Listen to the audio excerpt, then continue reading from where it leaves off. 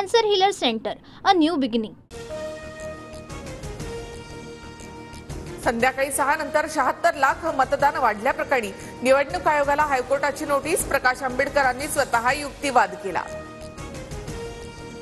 निवडणूक आयोगाने नियमावली पाळली नाही. निवडणूक आयोगाने 6 नंतरच्या मतदानाचे व्हिडिओ द्यावेत. प्रकाश आंबेडकरांचा हायकोर्टामध्ये युक्तिवाद. महाराष्ट्रातील मतदार यादीमध्ये गडबड. महाराष्ट्रामधल्या 70 लाख नव्या मतदारांची माहिती जाहीर करा. लोकसभेत राहुल गांधींची मागणी.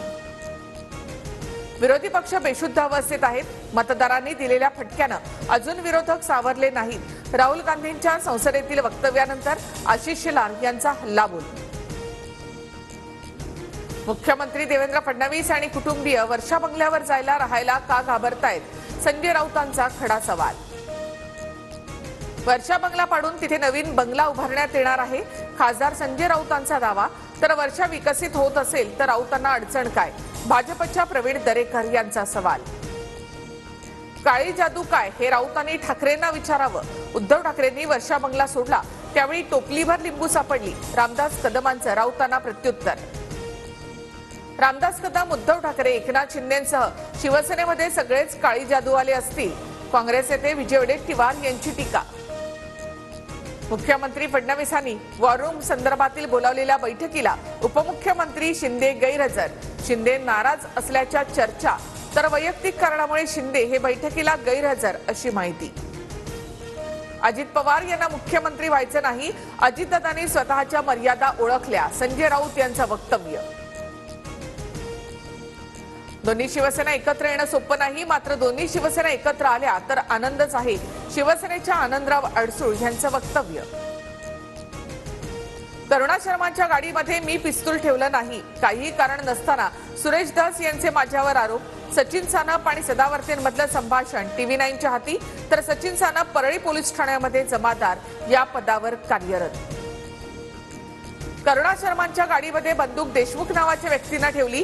बंदूक ठेवल्यानंतर भास्कर केंद्रे, सचिन सानप यांनी गाडीचा दरवाजा लावला. तक्रार केल्यानंतर दोघेही निलंबित होतील.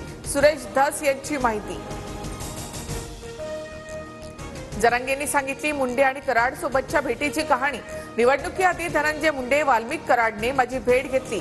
दोघे उशिरापर्यंत भेटीसाठी थांबले होते. जरांगेंचा गौप्यस्फोट.